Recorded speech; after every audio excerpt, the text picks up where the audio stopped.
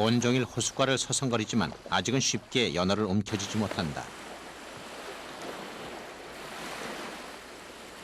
결국 처음 사냥했던 호수에서 다시 연어잡이를 시도한다.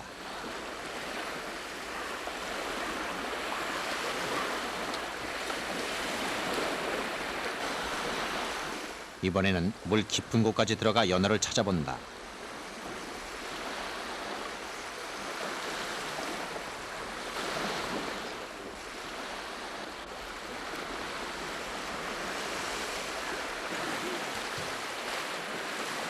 혼자 생활한 지 얼마 되지 않는 이 젊은 불곰에게는 물 깊은 곳은 사냥이 더 어려울 뿐이다.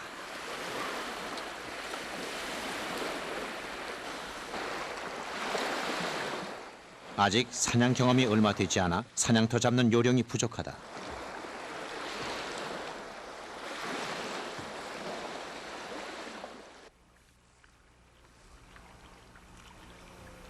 땅속의 곤충을 찾는지 모래사장까지 뒤져본다.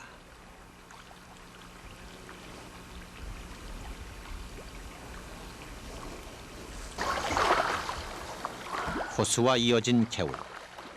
이곳에선 어미곰이 연어 사냥에 여념이 없다.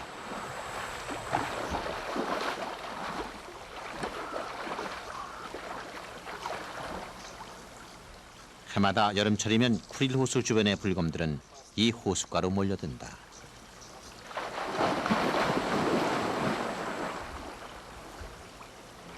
연어를 잡기 쉬운 장소를 차지하기 위해 경쟁이 벌어지기도 한다. 태어난 지 2년쯤 돼 보이는 새끼곰과 함께 사냥을 나왔다.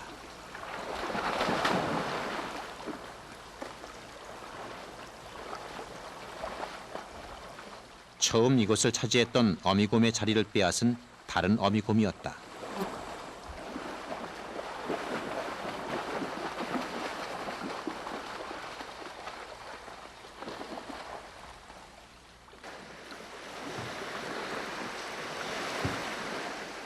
새끼곰들은 어미의 움직임과 몸짓을 관찰하고 흉내내며 사냥을 배운다.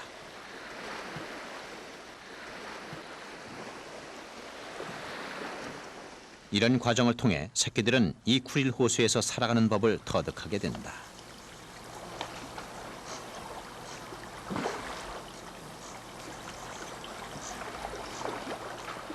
어미곰이 잡은 연어를 완전히 죽이지 않고 새끼곰에게 넘겨주었다.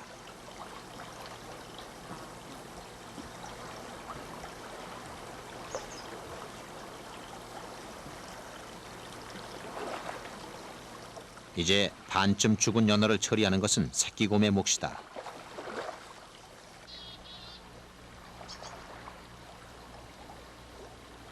쿠릴 호수의 불곰들은 좋은 사냥터를 놓고 수시로 다툼을 벌였다. 내년쯤이면 자기들만의 사냥터를 잡기 위해 이 새끼들도 경쟁을 벌여야 할 것이다.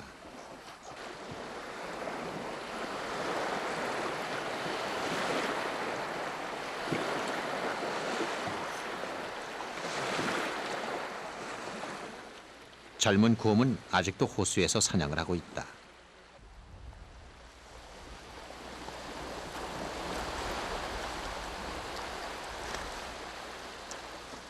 열심히 뛰어다니지만 움직임만 클 뿐 번번이 연어잡이에 실패한다.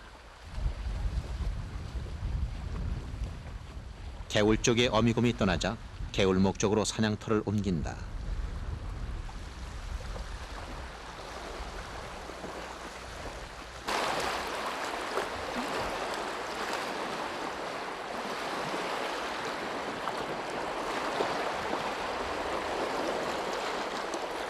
결국 수심이 얕고 물살이 빠른 개울목에서 연어 한 마리를 사냥했다.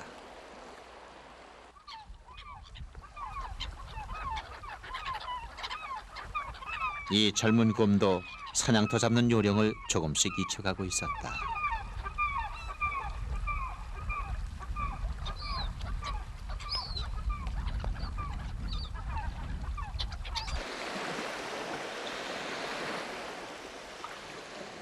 아직 가장 사냥하기 좋은 개울 쪽을 차지하진 못했지만 곧 몸집이 커지면 개울 쪽까지 올라갈 것이다.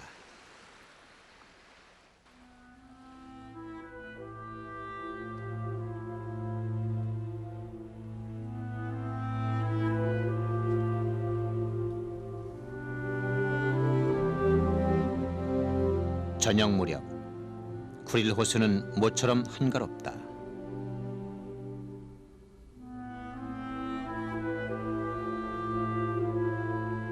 (20년이) 넘어 보이는 늙은 곰. 굶주렸는지 죽은 연어 뼈까지 먹어치운다.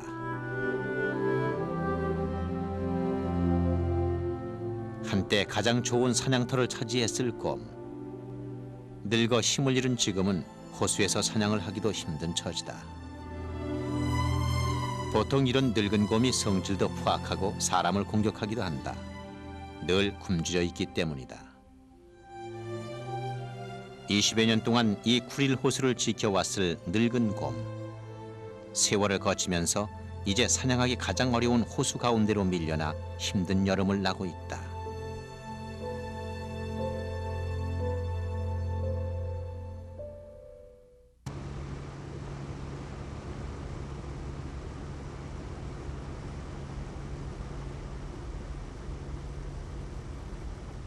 여름, 물과 햇빛.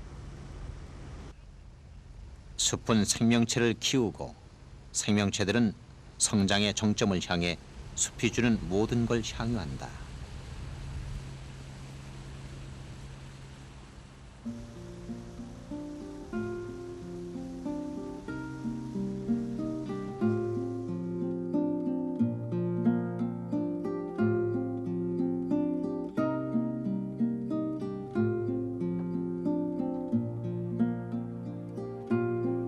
감차카의 야생동물들로 숲은 거듭 살아나고 있다.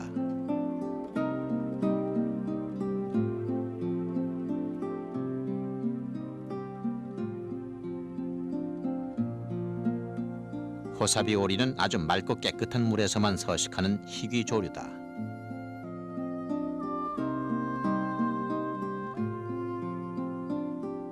극히 한정된 범위에서 서식하는 오리 종류로 머리 깃털과 고기 비늘을 닮은 몸통 무늬가 특징이다.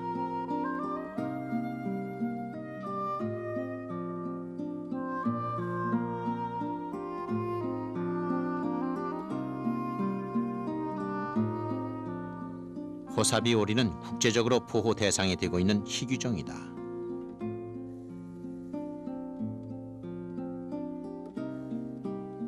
개체수가 급격히 줄어든 이유는 오염으로 인한 먹이 부족 때문이다. 일반적으로 수초를 먹는 다른 오리 종류와 달리 호사비 오리는 물고기를 먹기 때문에 서식지 환경에 큰 영향을 받는다.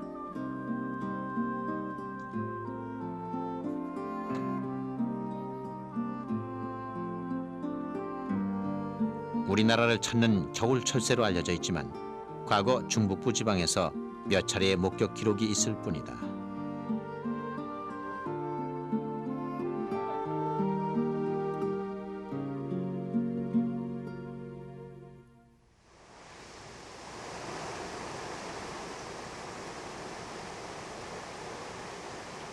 쿠릴 호수 산악지대 상류 개울. 점차 숲이 깊어지고 개울바닥엔 자갈이 많아진다.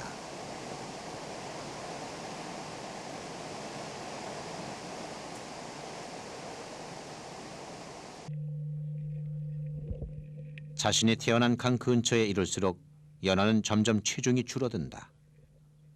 하지만 산란을 위한 장소에 닿기까지 유영을 멈추지 않는다.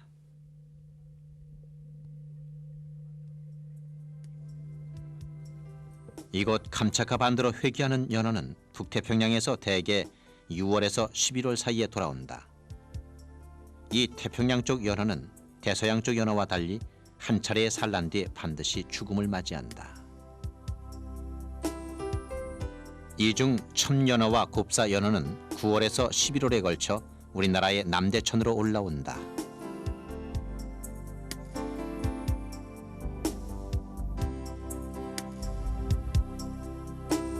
산란을 위해 수천 킬로미터의 바다를 거쳐와 태어난 강으로 되돌아가고 있는 연어.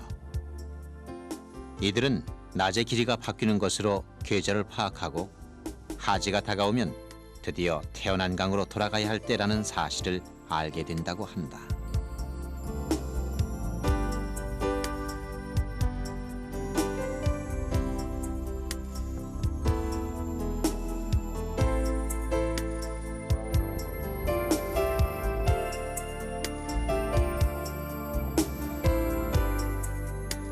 태어난 강을 어떻게 찾아내는지에 관해선 본능에 의한 행위라는 사실 외에는 아직 명확히 밝혀지지 않고 있다.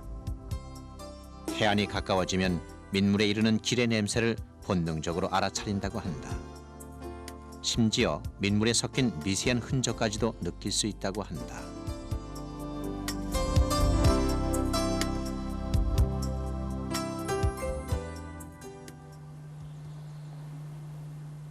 흰꼬리 수리의 둥지.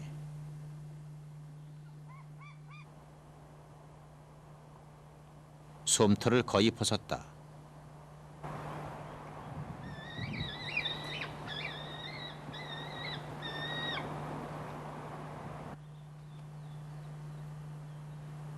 아직 꼬리 깃이 흰색을 띠진 않는다.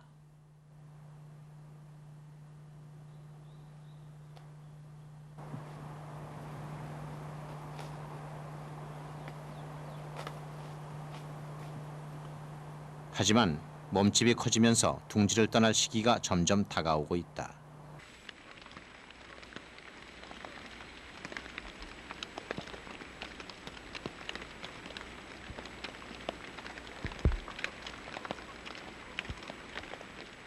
안개가 낀 날은 사냥이 어려워 새끼에게 먹이를 제대로 주지 못한다.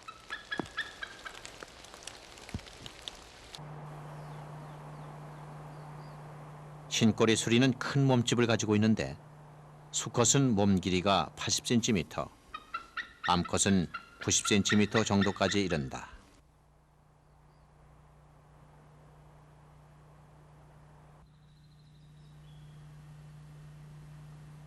흰꼬리 수리는 고립된 나무 위나 절벽에 둥지를 튼다. 이런 장소는 대개 여러 해에 걸쳐 사용되는데 길게는 100년까지 이용하는 것으로 알려져 있다. 해마다 새로 쌓는 나뭇가지로 둥지가 커져 지름이 보통 2m가량 된다.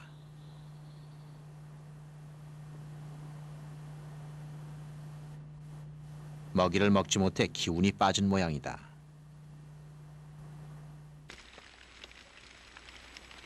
어미가 다시 사냥을 나선다.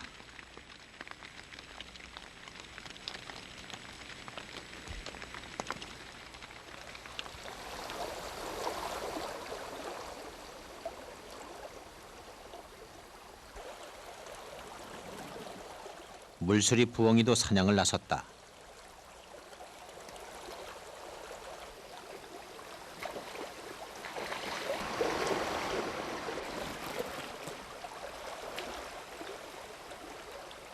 물수리 부엉이의 사냥법은 다양하다. 그중 하나가 무태서 연어가 오기를 기다렸다가 가시 모양의 발바닥으로 찍어 땅으로 끌어내는 방법이다. 포획물이 수면 깊이 있을 때는 수직으로 내려앉아 잡는다.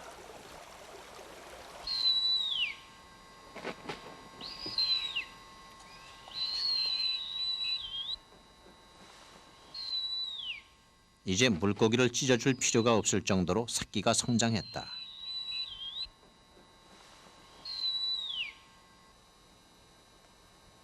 물고기를 주로 먹는 물수리 부엉이는 설치류와 곤충, 심지어 작은 포유동물까지 잡아먹는다.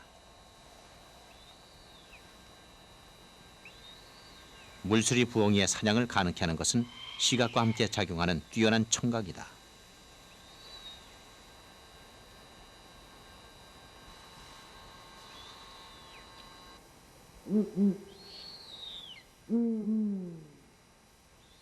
얼굴 양옆의 커다란 귀는 소리나는 방향을 알아내기 쉽도록 위치가 조금씩 다르다. 수평 방향에서 나는 소리는 고양이보다 4배나 정확하게 추적할 수 있다.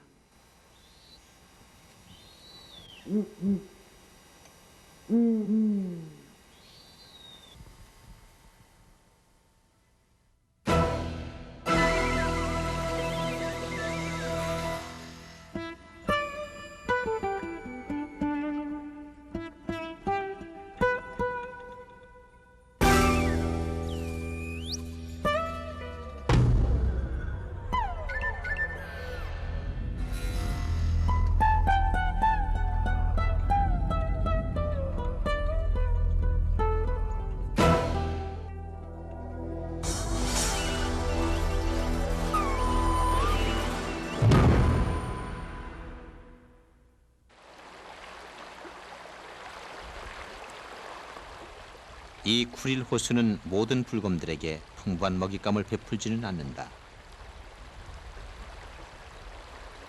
태어난 지 4년쯤 돼 보이는 젊은 곰. 아직 사냥법을 제대로 익히지 못했는지 죽은 연어를 마다하지 않는다.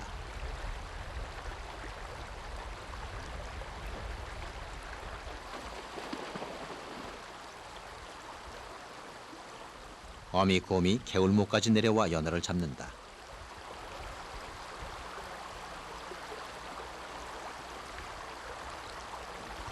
대체로 사냥터가 정해져 있지만 힘이 센 불곰은 사냥터를 가리지 않는다.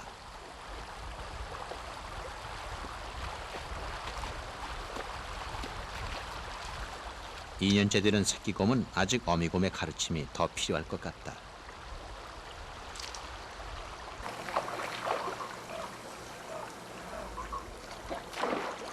개울 쪽 어미곰의 사냥터. 어미곰이 없는 틈을 타 젊은 곰들이 연어를 잡는다.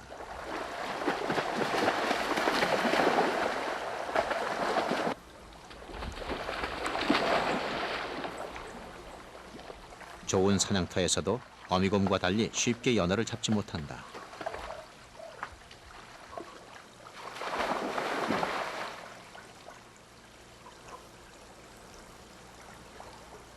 어미에게서 독립했지만 아직은 혼자 사냥하는 법이 서투르다. 털이 거친 것으로 보아 영양 상태도 좋아 보이지 않는다.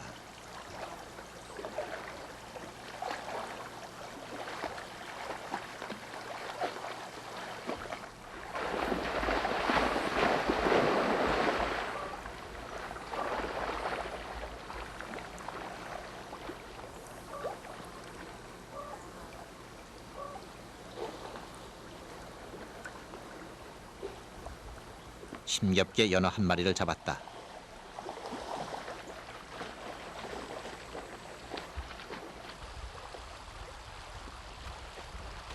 개울목을 차지하고 있는 듯한 불곰. 5, 6년쯤 된 곰인데 발육 상태가 좋아 보인다.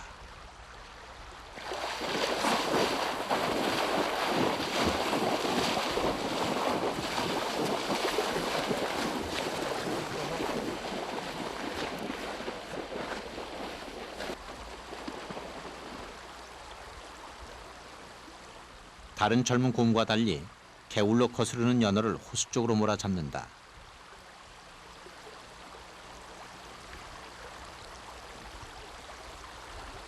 잡은 연어를 처리하는 것도 제법 능숙하다.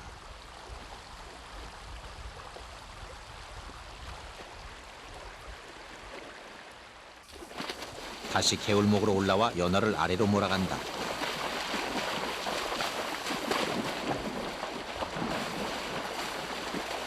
이 불곰은 올라오는 연어를 내리모는 것이 사냥하기 쉽다는 것을 알고 있는 듯했다.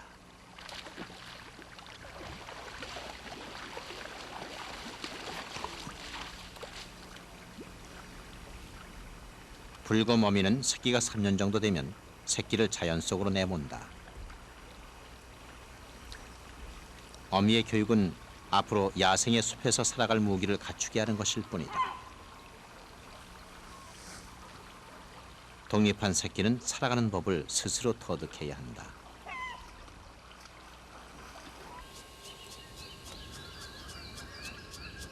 물소리 부엉이 새끼가 둥지를 벗어나고 있다.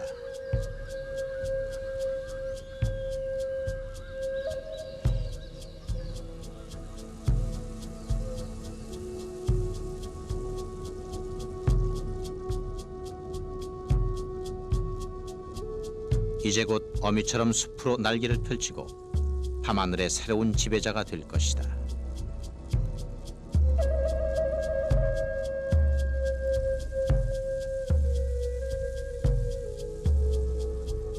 흰꼬리 수리 새끼도 둥지를 벗어나 날개를 펼칠 날이 다가오고 있다.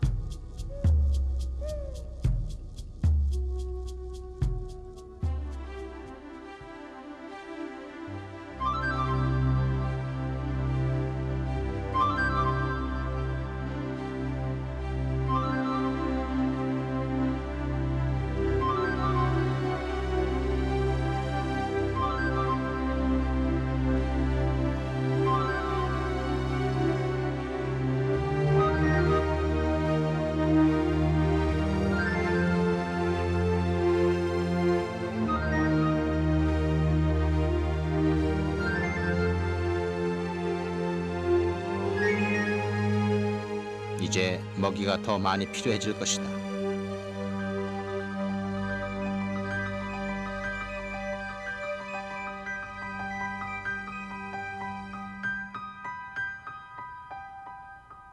몸집이 거의 어미만큼 자랐고 꼬리깃도 흰색이 돌고 있다.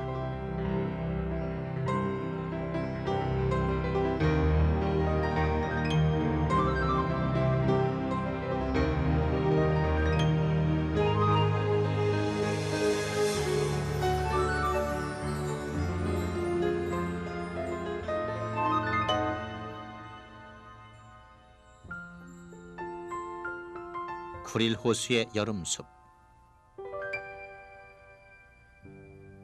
흰꼬리 수리 새끼는 곧 이 숲을 날아 개울가로 호수로 연어 사냥을 떠날 것이다.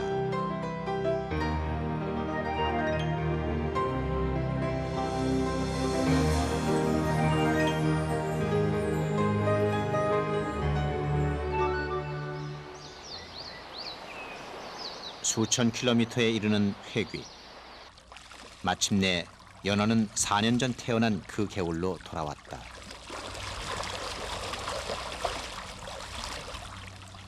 짝을 찾은 연어는 자신이 태어난 그 장소에서 산란을 시작한다.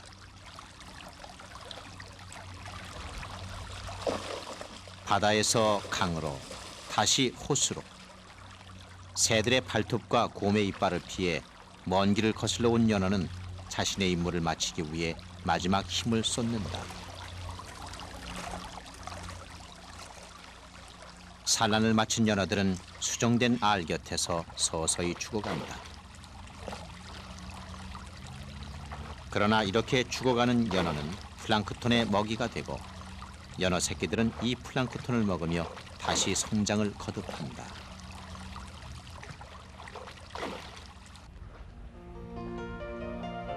봄이면 연어가 태어나 해양을 향해 힘찬 유영을 할 것이다.